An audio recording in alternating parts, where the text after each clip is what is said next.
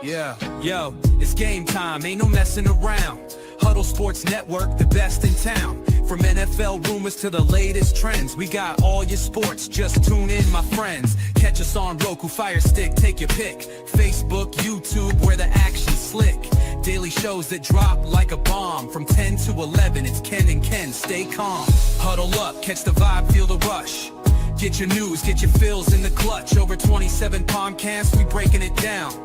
Join the team, Huddle Sports, wear the crown. Live every weekday, it's how we roll. Lions Talk with Jeremy B, we taking a stroll. From 11 to 12, don't miss a beat. We break down the game, make the info sweet. The Daily Huddle Podcast, noon to 1. CST Zone, we're just having fun. Toss your doubts, we bring the facts. Tune into the Huddle. What is going on, Shield TV, WWE Podcast? Today, got wrestling today. So, we got Money in the Bank, Worlds Collide.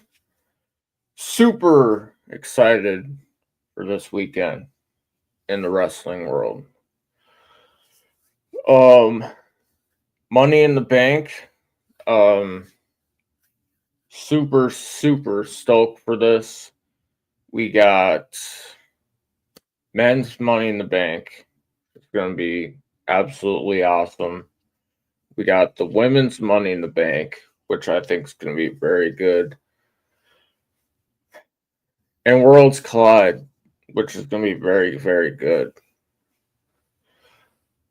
So, biggest spoiler in the room is going to be the men's Money in the Bank, in my opinion.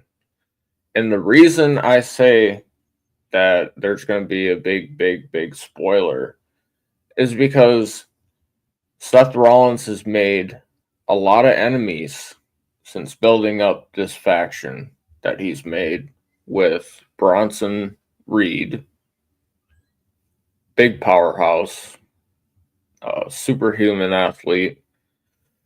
And you got Braun Breaker, who is the nephew of Scott Steiner and the son of Rick Steiner.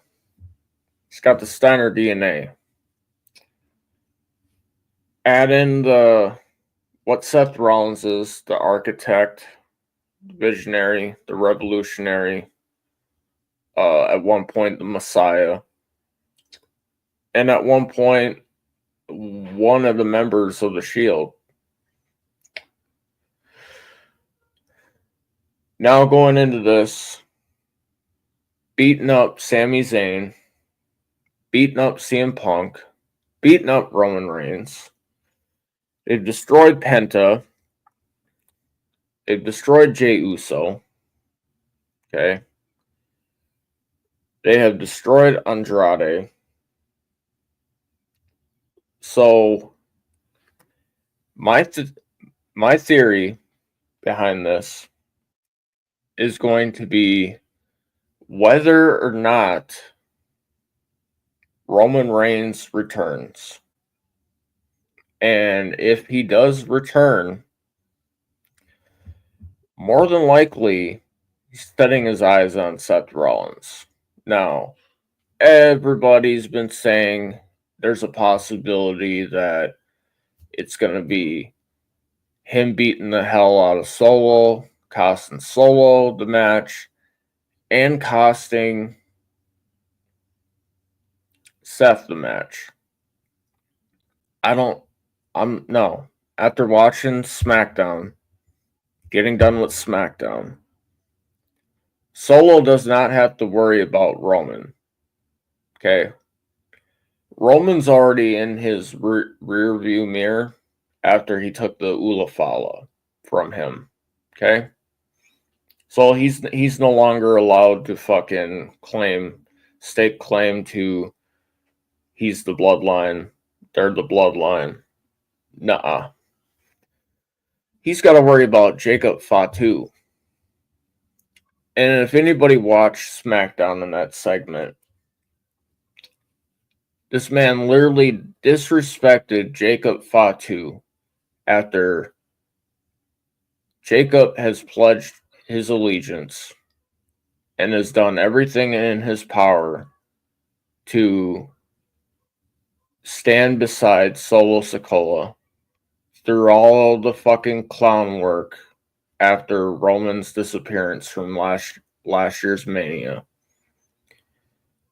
to the point where Roman did come back. And for me, the writing on the wall was with Tama Tonga not really feeling Solo. Then you had Jacob on edge because he did the same exact thing that he criticized Roman for, which was not calling, not checking up on them, not in communication. Did the same exact thing. Now, Solo's, trying to make amends and trying to be here for Solo. Now that Solo has won the United States Championship, he's still not giving Solo his flowers, truthfully. If he did, he wouldn't have disrespected him to JC the way he did. Him basically saying that Jacob is all gas but no brains. Completely false. I encourage people, if you don't know about Jacob Fatu's past, the man was an absolute freak in Major League Wrestling. The man was off the chains. Promos, wrestling. Fast forward, he comes to WWE. Takes out Cody Rhodes in his debut, the champion. Bro. Solo's about to wish that he had never opened the can of worms that he's opened. This man is about to get his ass fucked up. And by all levels, the man is going to get fucked up. Yep. Yes, sir, A-Dub. Yes, sir. Yes, sir. Yes, sir. That is exactly what's going to happen.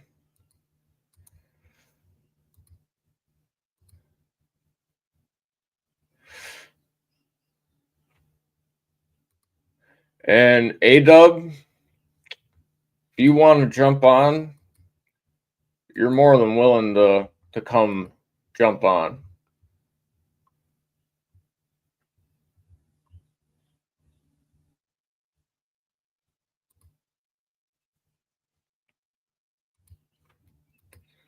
I mean,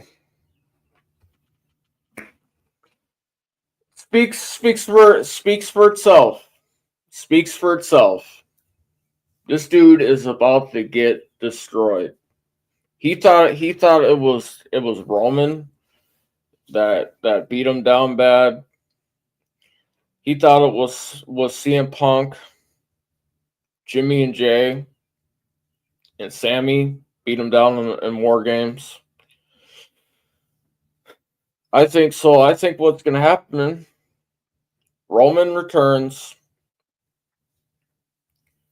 costs Seth, beats him down, takes him out of the match. His goons, Seth's goons, get taken out during Money in the Bank, which leaves Solo. Solo is going to be on that ladder. Jacob Fatu is going to come out. He's going to cost Solo Money in the Bank, which is in turn going to lead to Solo aligning with Seth Rollins and his goons And then it's going to Roman, Jacob, Jay, Jimmy, Sammy, Punk. We're gonna have another War Games. And I feel like this War Games is gonna be more off the chains than last year's. And with everything going on right now with John Cena, Logan Paul,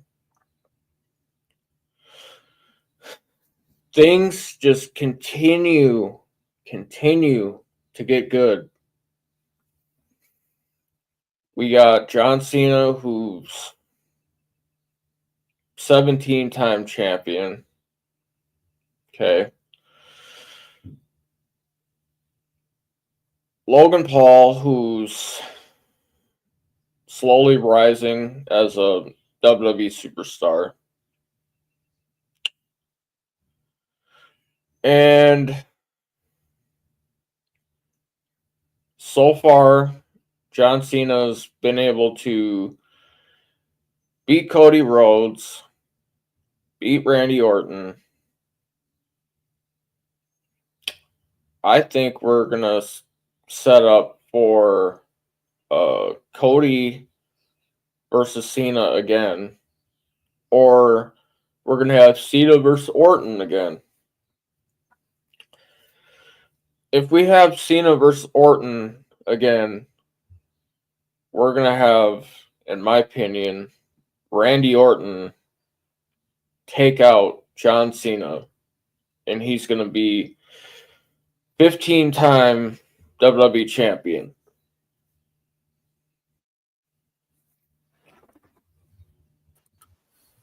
What is going on, Mr. A-Dub? What's up, Darren? So, what did you think about SmackDown? It was so of a show. It's definitely really nice matches to see and all. But about what I said about Jacob Fatu, when I look at him, I usually think of this guy to be perhaps the younger version of a past Samoan type wrestler. Like he could pretty much be the next Umaga in the WWE. Yep. I could definitely see that. I'm waiting for Zilla to come. Zilla Fatu. I'm waiting for him to pair up with Jacob. I think that would be a good alliance right there. Mm-hmm.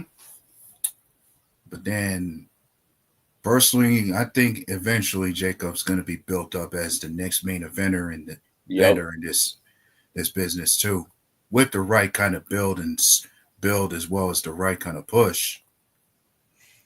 And a lot of people don't know that Umaga's former manager had signed a WWE Legends contract, which I think in turn is eventually gonna lead to him either managing Jacob Fatu to be that next main event player, or he's waiting for Zilla.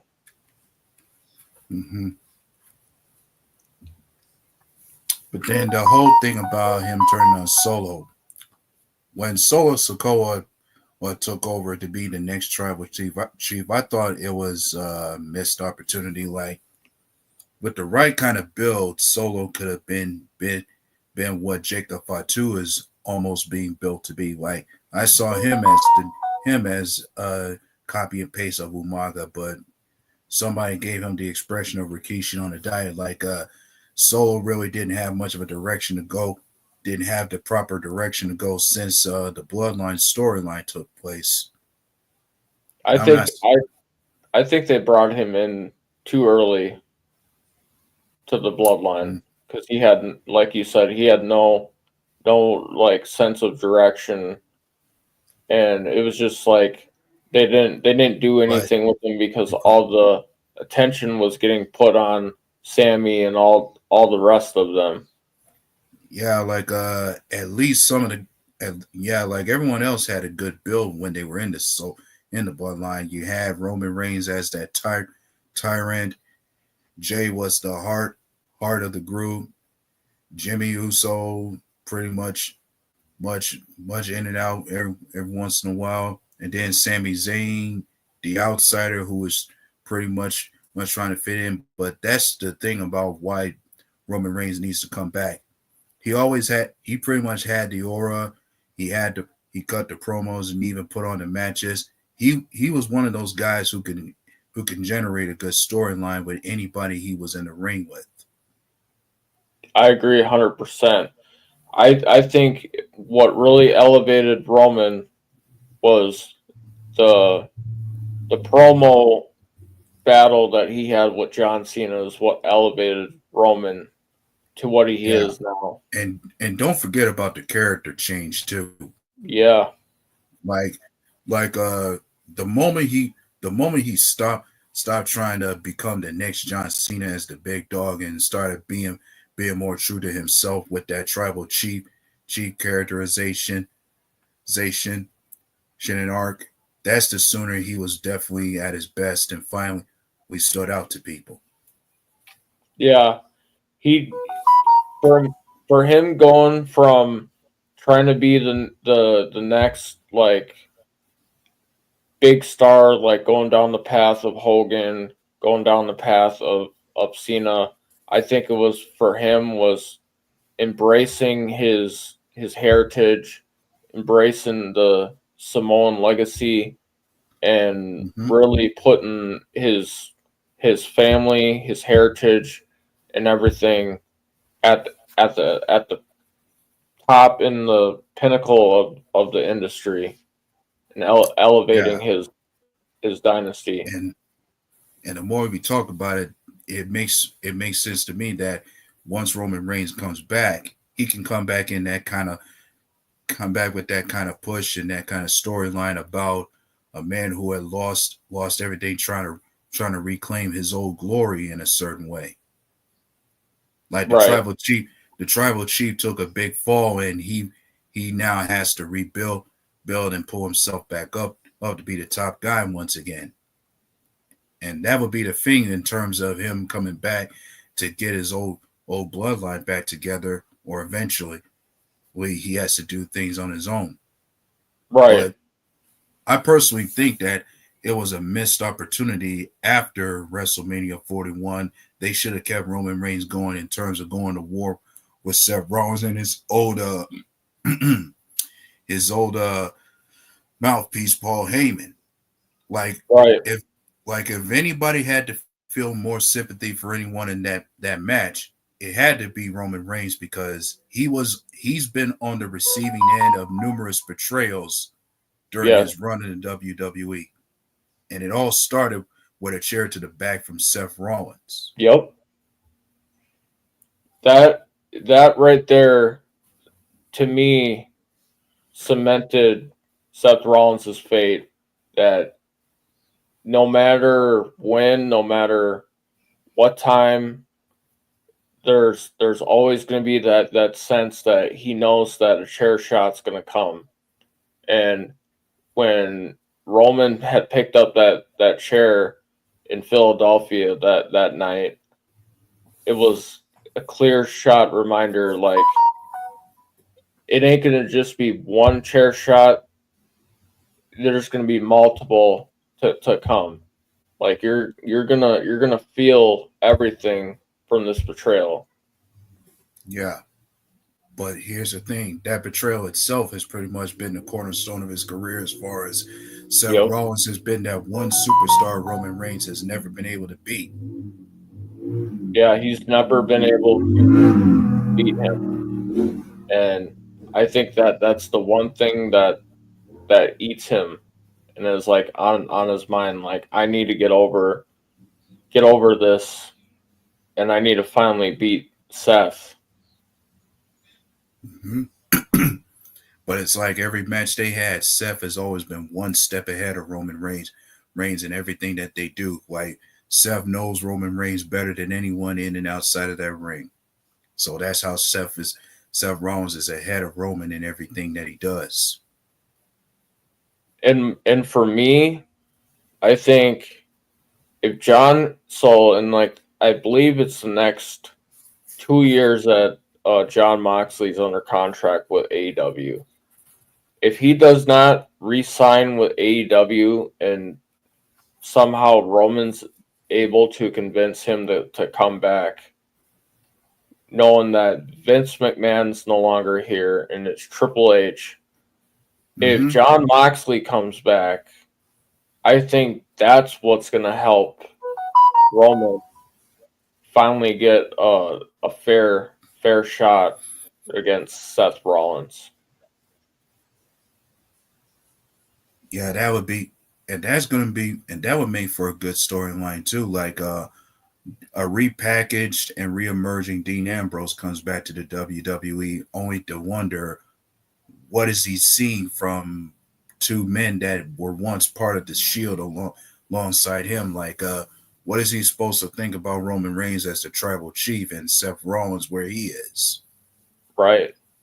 Like from Like he, from Seth literally all after WrestleMania, leading into WrestleMania, just in Cody's ear, degrading Roman, talking about how scummy that Roman was, that he couldn't stand Roman Reigns and what he stood for, only to do a complete 180, and here he is doing the same exact thing, but except he's got Bronson Reed now and Braun Breaker. Which, don't get me wrong, that is absolute nasty trio.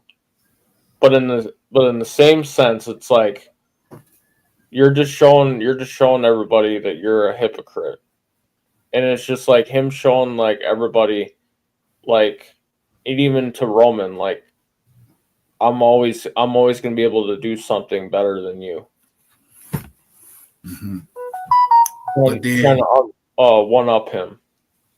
But then Seth Rollins has always been one who knows how to evolve and adapt with the times that have passed by ever since he left the Shield. But then this thing with Seth Rollins doesn't surprise me. What I find disappointing is a matter of just after that moment in WrestleMania went by, more could have been done when it came to Paul Heyman addressing why he turned on Roman Reigns in the first place. Like, we didn't get a clear, understood explanation for that turn. While it was a great moment to see, we should have got more of an explanation from Paul Heyman in regards to it. Right. I mean, Paul Heyman is, under the guise that he's not going to have to answer to it.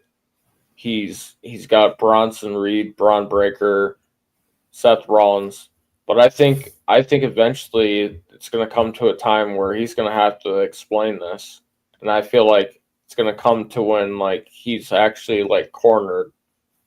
Mm-hmm. If there's one person that is going to try to corner him for an explanation, it has to be CM Punk, obviously. Yep. Because that's somebody else he betrayed in the process.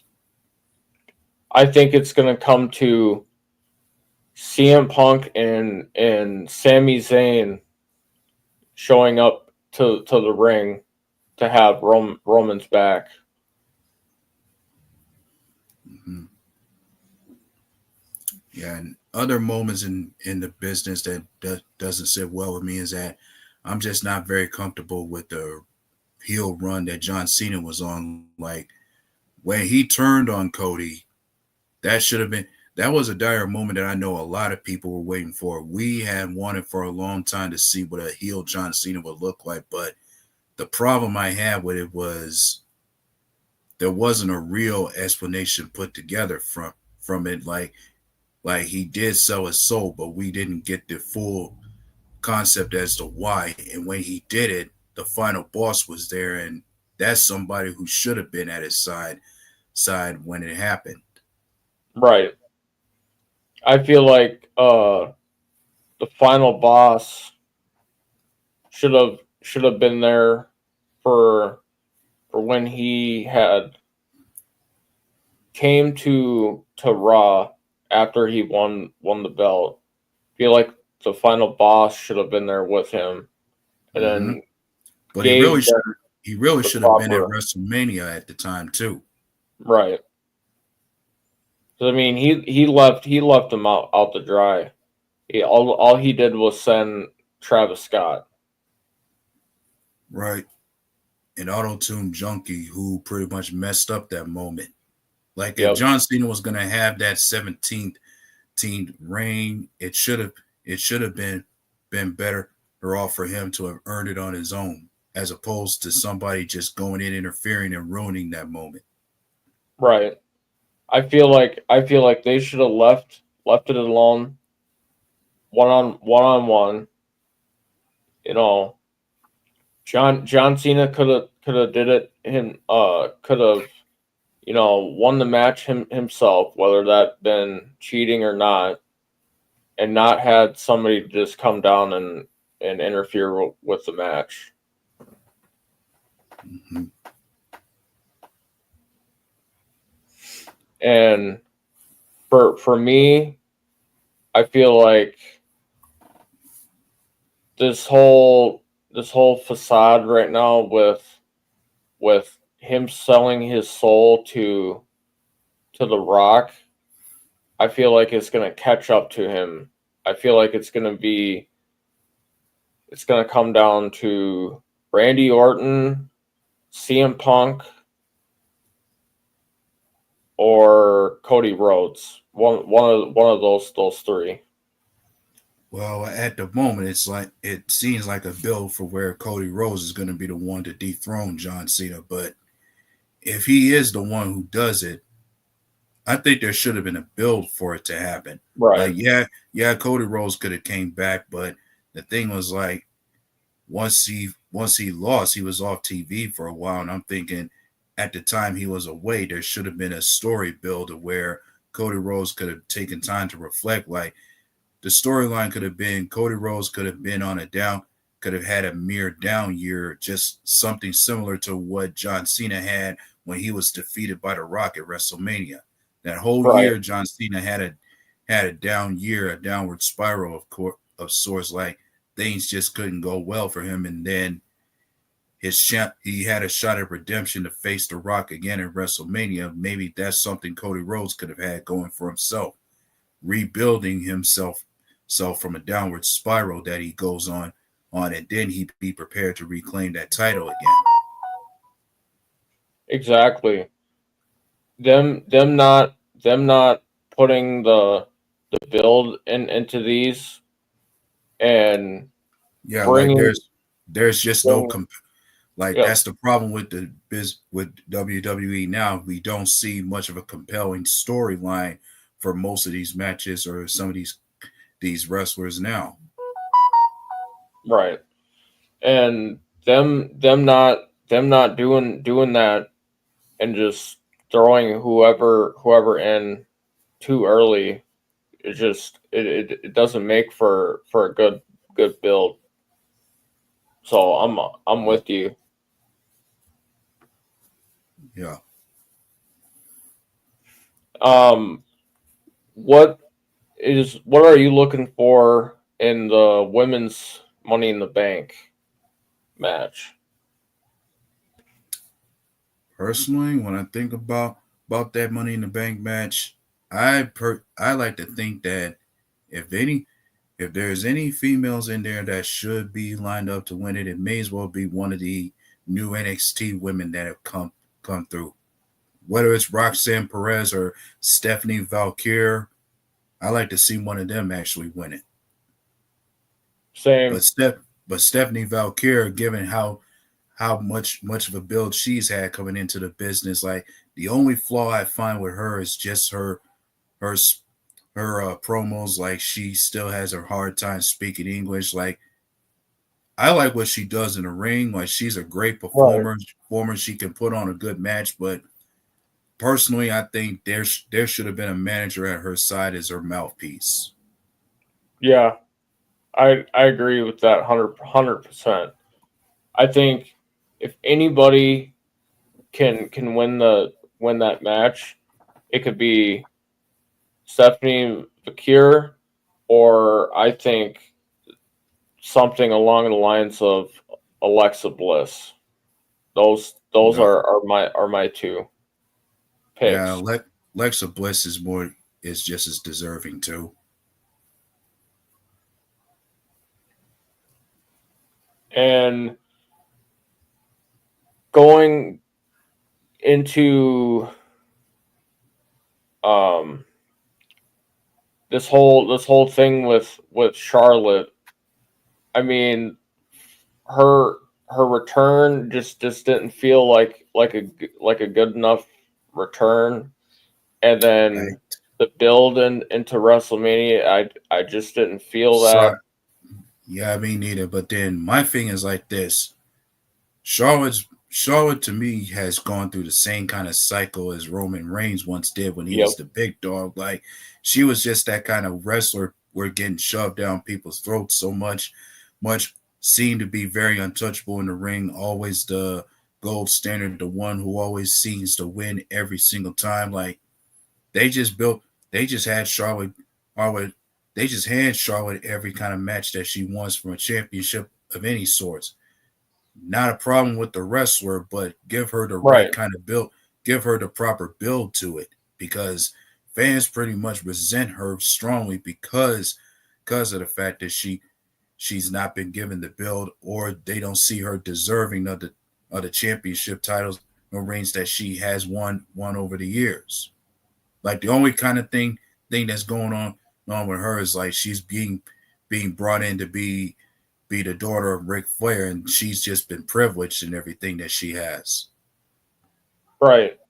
And I think for her to go and take that next step, I think she needs to be more of a leader in the women's locker room, and take that role of that veteran leader. Personally, if she gets knocked down a peg and put in the right compelling storyline as far as one who's overly hyped, overly privileged, and starts showing something better, something different apart from what she was back then, maybe she might get back into good graces with people as she is now.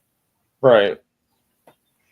Because when she had returned and when she had came back, it was just like the way she was just talking to the fans, like just expecting like the fans just to get behind her. It's like, well, you really haven't done anything for us as a fans. I mean, yes, your in ring ability, undoubtedly great work in the ring, but it's just Not in question. like you said, like with that character. Yeah, like it really did not involve, and this goes all the way back to when she first got started in the WWE, next to people like Becky Lynch, Sasha Banks, and Bailey, The the four four horsewomen. horsewomen. Like when all four of them came to the business, but the thing is, like the other three that I mentioned, their characters evolved eventually. Like Yep. Bailey had to turn into a heel and become a narcissist to be taken seriously. Becky Lynch, definitely a grinder. They're taking on an underdog story of one who is knocked down constantly and finally found her footing to rise back up, and she changed over time to become the man. And then there was Sasha Banks, had to get in touch of her vulnerability and her persona at times to be better. But you just didn't see much of a change with Charlotte Flair when she came in. Right. She's the only one out of that group that never evolved. Hmm. And it's gonna be interesting to see if that evolution happens, uh, whether that be the start of this summer going into the fall, or whether that be next year after WrestleMania. Hmm. But then nowadays with other women, there's also Becky Lynch. With her position right now, it's like the biggest reason why she could be despised so much is because she is far different from what we were used to. The woman we liked before, she was that underdog story who clawed her way back up and become successful. And the thing is, once she got to the top, it was like she could not be touched, and she was nearly untouchable, like Charlotte, to an extent to where people now recognize her as the female version of Hulk Hogan now. Right. And one could say she's in a good storyline right in a decent storyline Yeah. right now where she's battling against somebody who looked up to her and idolized her that much, and Lyra Valkyria. I think this storyline between her and Lyra is a great storyline because I think this is going to help Lyra take that next step by having somebody like Becky put her over. Yeah, Lyra can get over with another victory against Becky, and there's already enough history between the two where you can make a push for a compelling story between the two. Like Lyra could show herself to have surpassed Becky and surpassed somebody she idolized and grew up admiring and wanted to pattern her career after. Show that she's far better than what Becky Lynch is, that she has surpassed her in a way. Right. Exactly. And I think with the Bianca, the Naomi, and the Jade thing, I think eventually Bianca is gonna have to deal with the situation with Naomi because we didn't really get like a reaction. We just got her walking off and just letting Jade, come, handle her business. We didn't really get Well, to hear much. well, it ain't just enough that Bianca Belair's got to confront Naomi. She's going to have to deal with Jade Cargill in a way too, Right. especially when it comes down to a time where Jade is going to want to have an explanation from Bianca about how much did she know about this going on, and is Bianca really, really hiding anything from Jade in terms of having set this whole thing up for Naomi to have done what she did to Jade. And then having Naomi step in while Jade was gone. Like, to me, like, Jade's got that in her head, like, so was this the plan the whole time to replace me? Yeah, but then it had to. But then I felt perhaps it was the best way for them to be split up because I kept reading articles where behind the scenes, Jade Cargill and Bianca Belair don't really like each other. So for them to have been split up like that it had to happen eventually. And I think this is what's gonna help Jade make a singles run in a build. Right. Because when Jade came in, the first thing I kept hearing some people talk about is Jade just needs to improve as an ring performer. Her in ring Yep. skills needed work, and her being paired up with Bianca Belair was the best chance for that to be cleaned up and handled. Yep. And I think after working with Bianca, I think she's gonna be able to take that next step, and I think that next step is her taking on Charlotte. Yeah, there are numerous matches that you could see Jade Cargill have a classic battle against because one hasn't forgotten about the stare downs and the encounters that Jade and Charlotte have had before. Yep. And then I think another one would be her and Nia Jax, and then I'd say outside of Nia Jax, Tiffany Stratton. Mm-hmm. So I think if Tiffany still has the belt, and if Jade can be the number one contender, I think you're looking at another classic match. Right.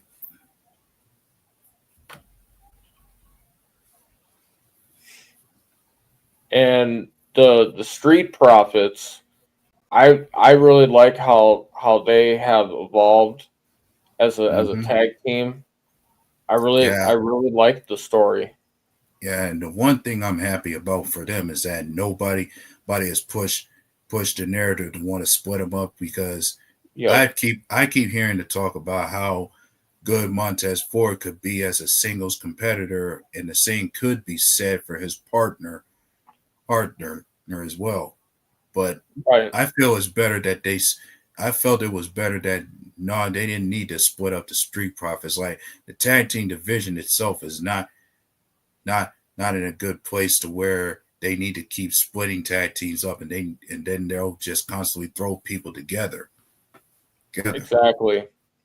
I think that's now that WWE's kind of like at the point where they've kind of like looked back on it, studied it, like this actually wasn't a good plan to be doing this to tag teams, because a lot of people, like, when they get split up and they go on their own, they don't do anything with them. Yeah, not much happens with certain individuals. Like, it usually be one person is successful when split up, and the other takes a downfall and eventually leaves. Yep, like Otis's old tag team partner from Heavy Machinery, Yeah. downward spiral. Hmm. And then now you look at Alpha Academy, it's a shell of its once former self after they split them up. Yeah. After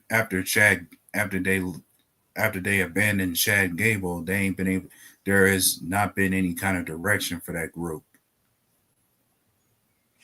Do you think now with Sheamus coming into the picture now with Rusev, do you think this kind of gives like some sort of like almost like a almost like a helping stone to really help Otis now that they got Natalia also there to kind of help Maxine? You think bringing in like another veteran like Sheamus to kind of like take them under the wing to give them like advice, it's gonna help them? Hmm. I think it does. And I've always looked at Sheamus as one of the most rated up performers in the business. Like, sure, he's one of those highly established and most accomplished competitors and there's in the business. But the thing is, like, I don't think he gets as much appreciation for what he does as Right. he deserves. Like, the man himself knows how to can get people over. He can definitely when you're cheap. He's definitely a good talker, and not to mention, he doesn't even have a bad. He's never had one bad match out there either. No, he I hasn't. mean, and I'm thinking any title reign he had, he has always been able to put folks over as an in ring competitor or a talker. Like, that's always been my thing about Sheamus. The man can do just about anything you ask of him to, and Oh yeah. yet nobody gives him enough credit for it. I think what's gonna really, which is sad, what's gonna give Sheamus his flowers is for when he finally gets over the hump and wins that Intercontinental Championship. Yeah, because I think that has to be the only title he's never Yo, held. John, and that's also the same for John Cena. He's never Right. won that Intercontinental Championship either, which is crazy to even fathom. Hmm. But then another thing with this business, I'm in the same boat as a lot of other fans who's more than upset and saddened that they let R-Truth go. Yep. Because that was somebody you could have a great moment with, like, regardless of the fact that R-Truth was never a main eventer there Yeah. in that mid card level position. There was never was a dull moment when he was around. Yeah. Always entertaining. Always knew how to entertain the crowd. Yeah. And let's not forget also about how much the WWE roster and locker room appreciated and loved him. Yep, exactly. And then folks don't remember a lot of like people don't really truly give him his flowers for his heel run when he was going after John Cena for the belt. Right. And here's the thing, he also can get some folks over when he dropped out too. And also so he could force a lot of wrestlers to break character. The most notable one being somebody serious and scary as Brock Lesnar eventually broke character when he was in the ring with R-Truth. When he had came out when Brock when Brock had the money in the bank.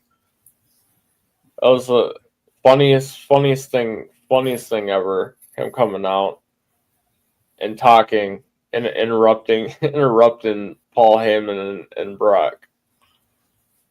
Yeah. Or even anything else that's just as funny as him introducing a ladder in the Royal Rumble. Yeah. They had to tell him that what are you doing? This not Money in the Bank. Mm-hmm. I think like going back to Sheamus, like he helped push Pete Dunne. Obviously, it didn't work out with Rich Holland because he had to go back down to NXT. But just look at what he was able to do with what Pete Dunne and what Pete Dunne's doing now. I think Pete Dunne, the situation he had with Penta, I thought that was like amazing. His match with Penta, able to get Penta going strong.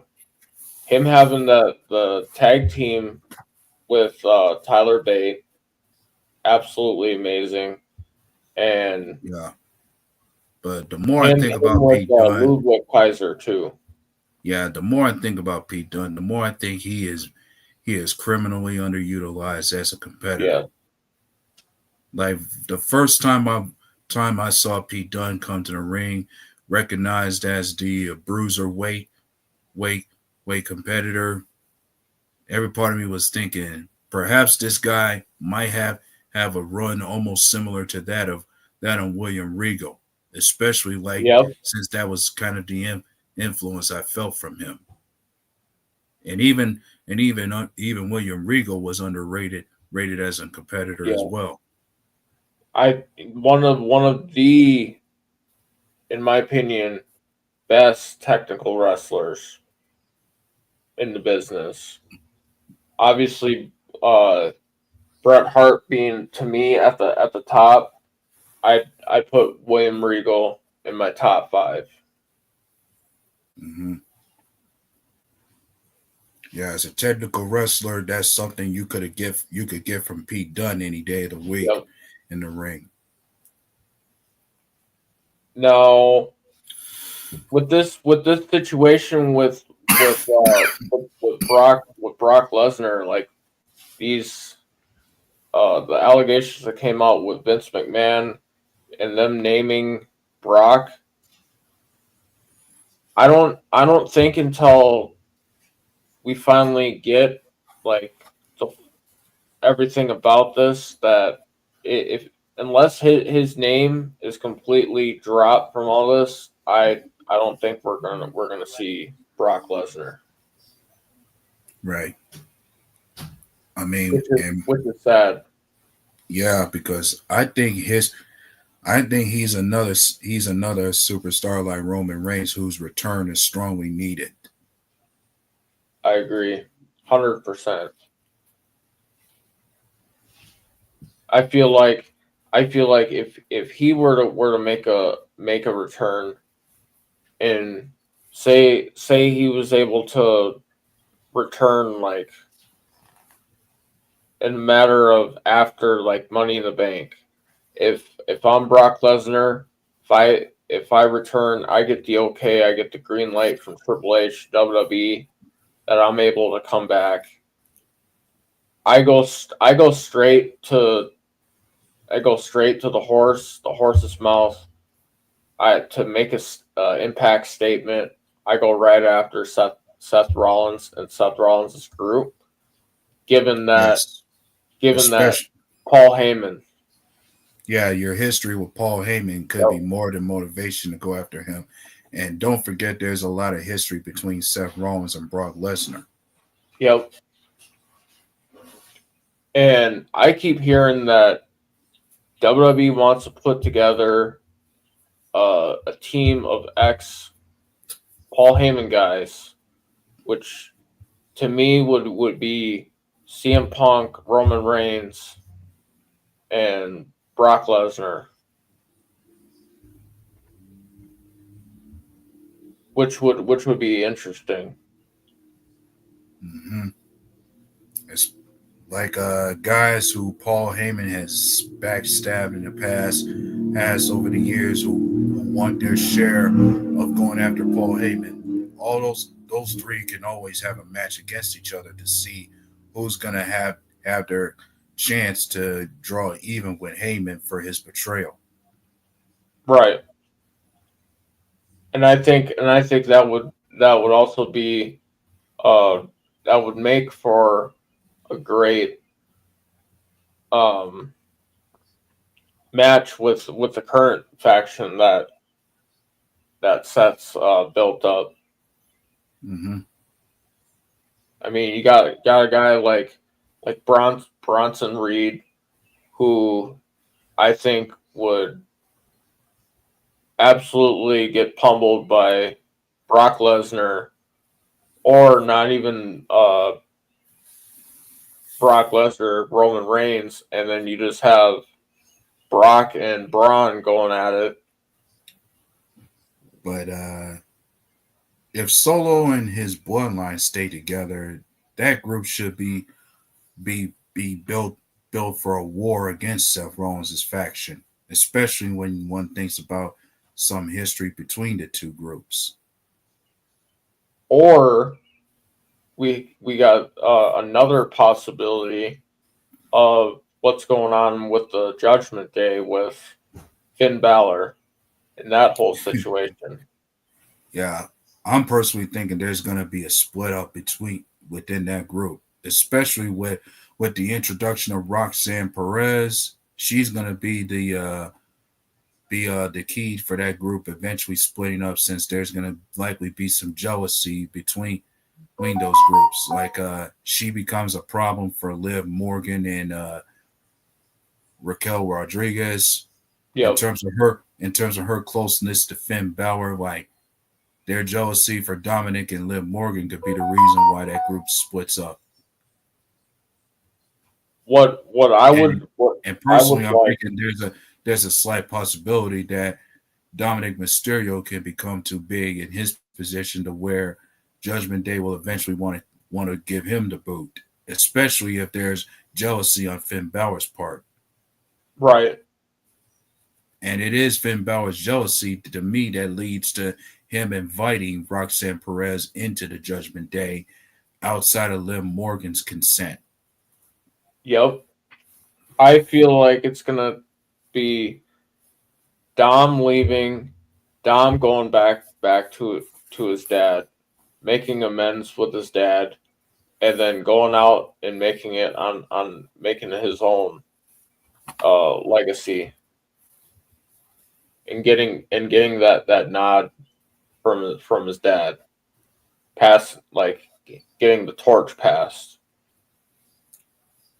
Maybe so, but then it could either be Dom that's gonna turn, or eventually Finn Balor might turn. That is true.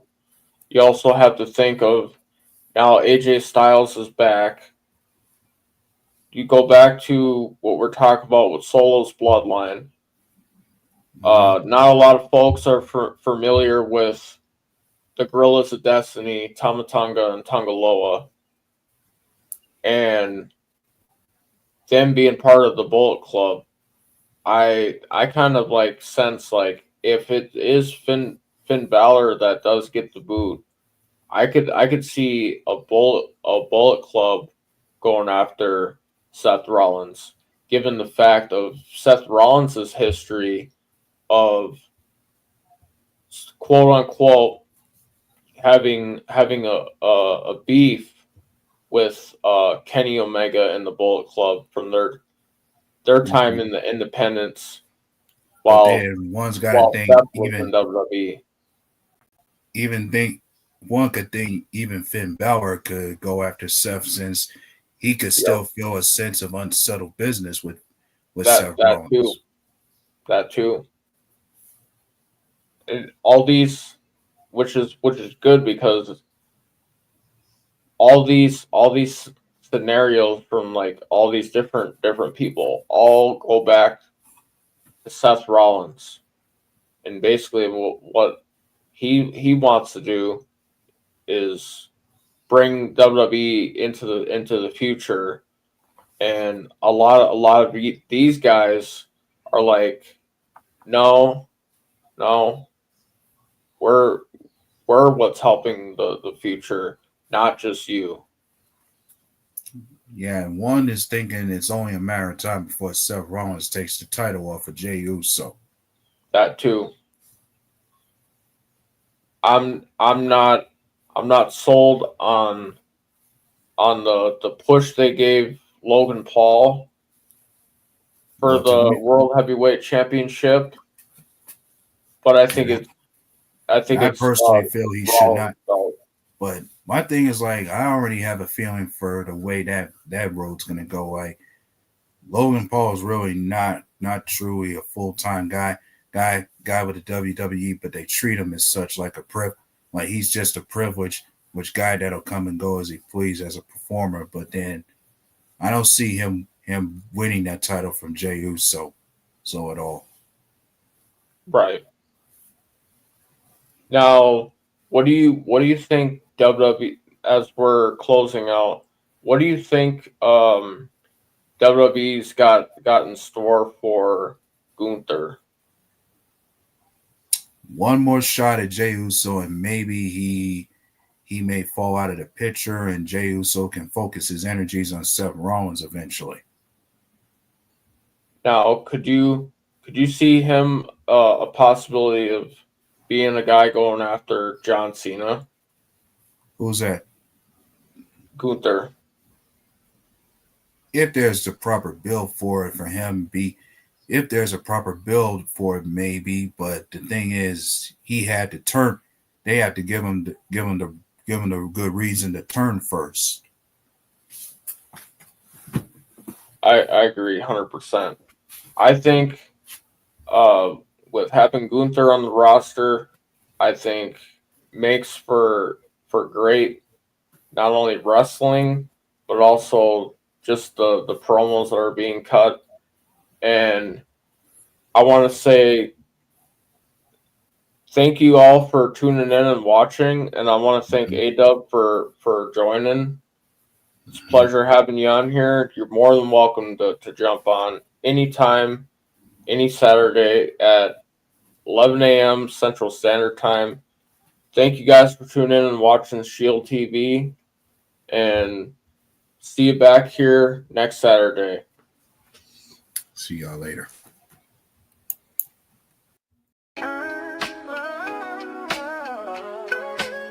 Yeah, yo, it's game time, ain't no messing around. Huddle Sports Network, the best in town. From NFL rumors to the latest trends, we got all your sports, just tune in, my friends. Catch us on Roku, Fire Stick, take your pick. Facebook, YouTube, where the action's slick. Daily shows that drop like a bomb. From 10 to 11, it's Ken and Ken, stay calm. Huddle up, catch the vibe, feel the rush. Get your news, get your fills in the clutch. Over 27 podcasts, we breaking it down. Join the team, Huddle Sports, wear the crown. Live every weekday, it's how we roll. Lions Talk with Jeremy B, we taking a stroll. From 11 to 12, don't miss a beat. We break down the game, make the info sweet. The Daily Huddle Podcast, noon to 1. CST Zone, we're just having fun.